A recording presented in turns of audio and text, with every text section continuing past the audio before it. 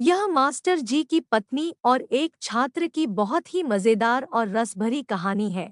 एक मास्टर जी थे, वह अपने घर पर ही आसपास के बच्चों को ट्यूशन पढ़ाने लगे। मास्टर जी के पास बहुत से बच्चे ट्यूशन पढ़ने अलग अलग समय में आते थे। उन्हीं में से एक लड़का सुधांशु था, जो शाम 5 बजे मास्टर जी के पास ट्यूशन पढ़ने आता था। मास्टर जी अपनी पत्नी रेखा के साथ ही रहते थे। उनके कोई संतान नहीं थी। मास्टर जी अपनी पत्नी को रोज हमेशा डांटते रहते थे, जिसके कारण उनकी पत्नी उनसे असहज महसूस करती रहती थी। सुधांशु मास्टर जी की पत्नी को देखकर पहली नजर में दिल दे बैठा था। सुधांशु एक आशिक मिजाज लड़का था। वो जब ट्यूशन पढ़ने आता तो पढ़ाई में कम, रेखा पर ज्यादा ध्यान देता था। मास्टर जी हमेशा सुधांशु को पढ़ाई पर ध्यान नहीं देते देख हमेशा डांटते रहते थे, लेकिन उसकी आदत में कोई सुधार नहीं हुआ। वो सिर्फ रेखा के ख्यालों में खोया रहता था।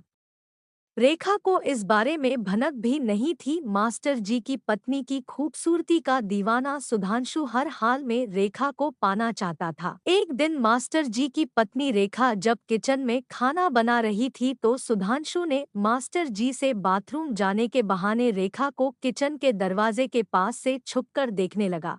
रेखा के गोरे बदन और उसकी खूबसूरती को देखकर सुधांशु पागल हुआ जा रहा था। अचानक से रेखा की नज़र सुधांशु पर पड़ती है।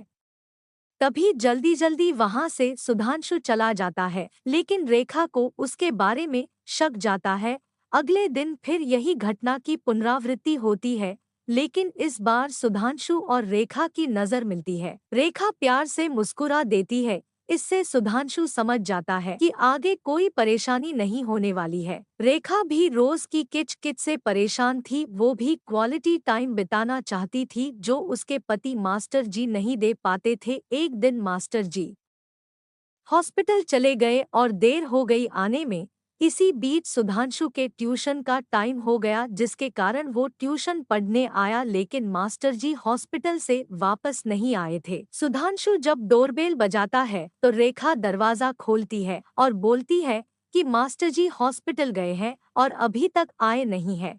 इतना सुनने के बाद सुधांशु वापस जाने लगता है। तभी रेखा सुधांशु को रोक लेती है और सुधांशु का हाथ पकड़कर घर के अंदर कर लेती है और दरवाजा बंद कर लेती है। रेखा अपने बारे में सुधांशु से बताती है और रोने लगती है। रेखा कहती है कि मेरे पति मुझे बिल्कुल भी प्यार नहीं करते हैं, हमेशा डांटते रहते हैं।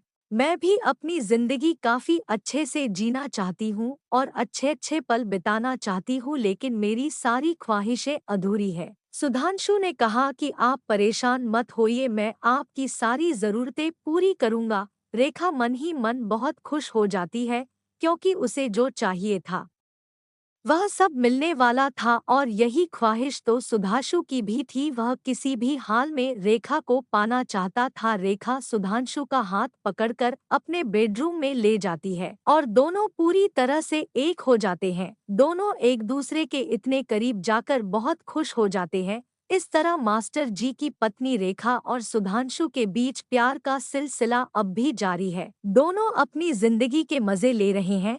दोस्तों, कहानी अच्छी लगी हो तो शेयर करें।